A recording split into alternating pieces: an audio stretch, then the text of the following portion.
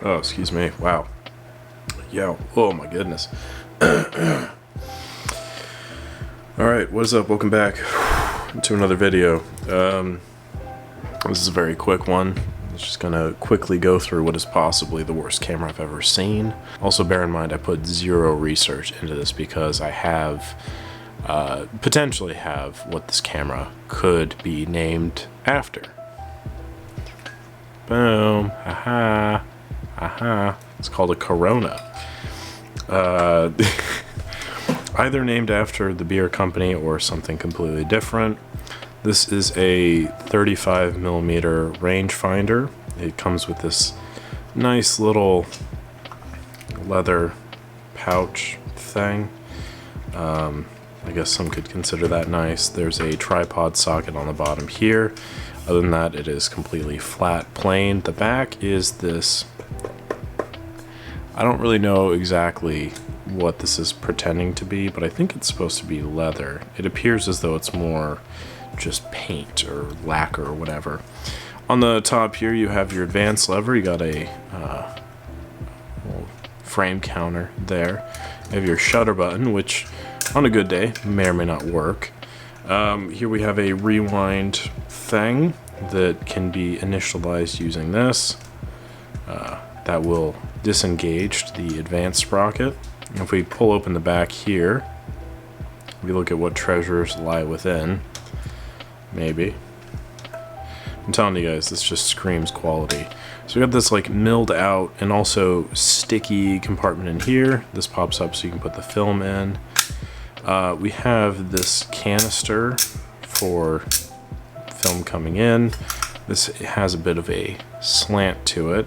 You'll also notice that this sprocket here, this is the advanced sprocket. Typically there's one sitting here, but this is just a little gear that sits right there. If this doesn't move, then that will not allow the shutter to fire. So that's pretty interesting if you're into that kind of thing. However, if you notice when the shutter does fire, nothing really of consequence happens. I will do that for you again. Yeah, I mean, it just, you know, you don't really get a whole lot, is what I'm trying to say.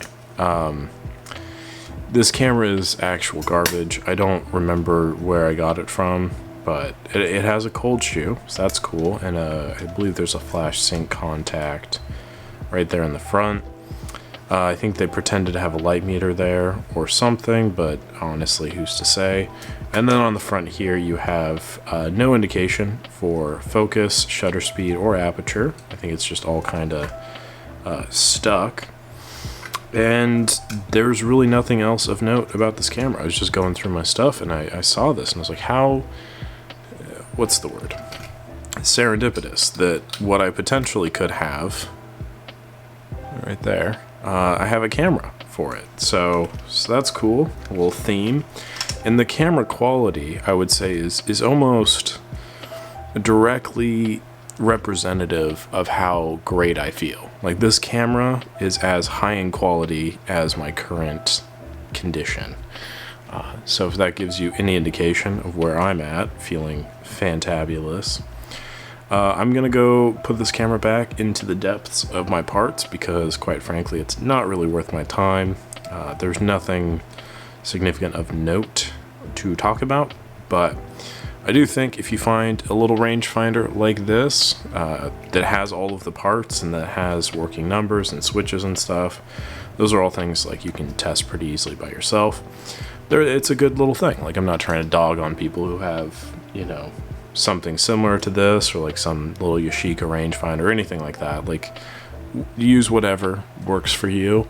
This just will not work because it is missing so many parts, and I don't really have the patience, energy, time, or the care to really work on it, so it will remain unworked.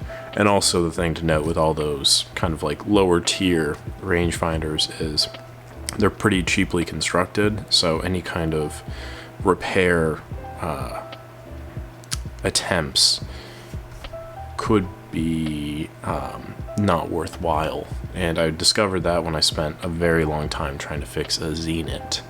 And also when I tried to fix Argus C3s, because my old boss said that there was money in the Argus C3, and I said, I don't think so, and he said, well, I bought 15 of them, so please fix them. Anyway, do whatever you want. I'm sick, so I'm going to try to get better and try to get some work done.